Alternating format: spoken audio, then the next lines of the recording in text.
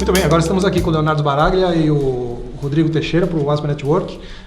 Vocês trabalharam juntos já com o Silêncio do Céu, uns anos atrás, e parece que agora essa combinação de países latino-americanos fazendo filmes juntos, e argentinos e o Chile, Venezuela, Cuba, trabalhando com o cinema brasileiro, isso parece que chegou num ponto chegou um auge. Parece que hoje em dia, a gente vê essa integração da América Latina muito forte no cinema que é produzido no continente.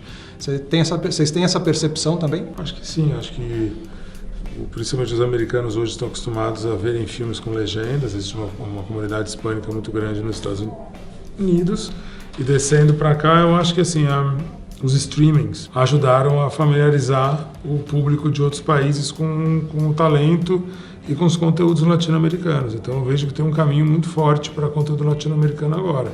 Acho que a onda latino-americana é uma boa onda. Necesitamos pilotos como tú. Mira, dentro de la organización hemos formado un grupo de élite en la red avispa. What is it like to shoot a movie where you don't?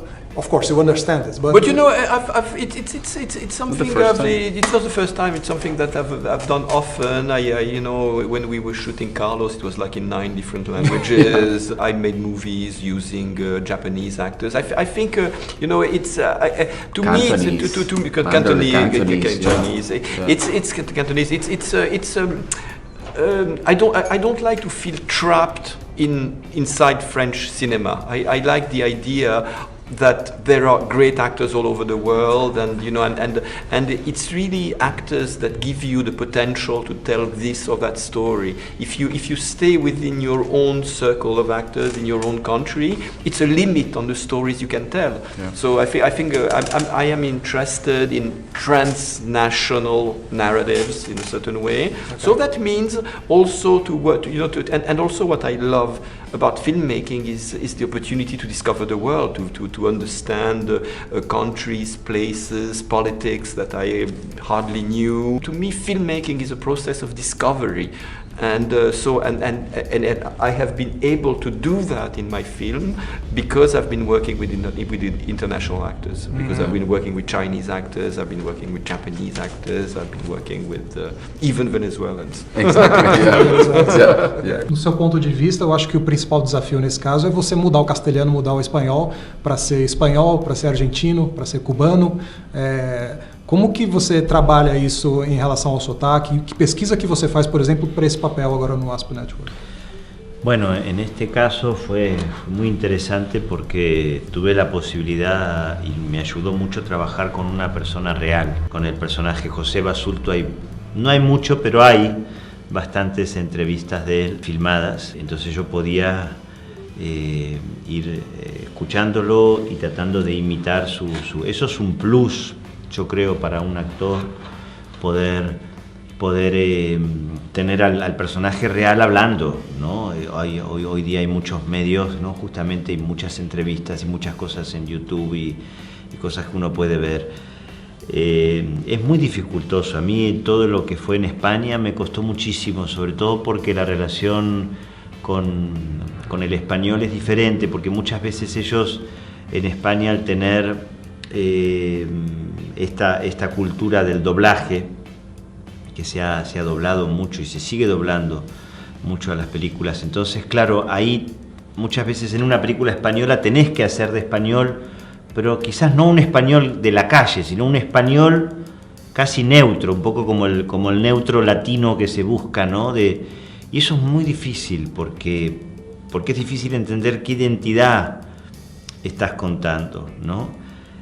Justamente al contrario, ¿no? En el caso de cuando podés interpretar a una persona real, bueno, podés hacerlo mejor o peor, pero tenés más recursos, ¿no? Y la imaginación se dispara de una manera. Yo dejé Cuba para luchar contra los Castro. You're the officer who's found to Guantanamo Bay. I think it's been 10 years since you guys did Colors. Is that right? What is it like to getting back together and to work on this again? It's great. It's like going back to have fun with my best friend. You know, it's that's how it feels. We're I don't know. I know that sometimes sounds too simplistic, but it is the reality. we have an understanding. I met Olivier 10 years ago at a little restaurant in France. He talked to me about Carlos. I was supposed, at that time I was committed to another movie, so apparently the dates would not work.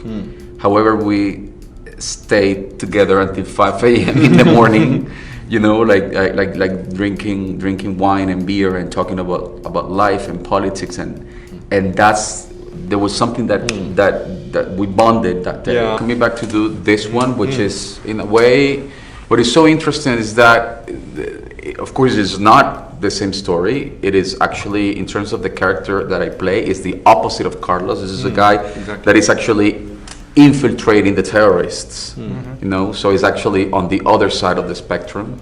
But in a way, it takes place in around the same time, you know, towards the end of the Cold War. There's something very athletic about the movies that we make because they're tough to make. Yeah.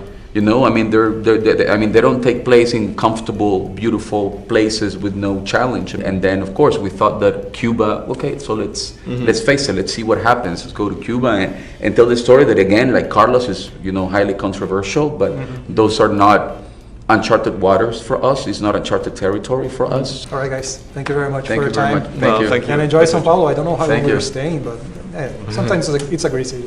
Thank you. Thank you very much. Valeu, galera. Valeu, Gracias. cara. Obrigado. For all Cubans craving freedom, the hour of truth has arrived. Por nuestra revolución.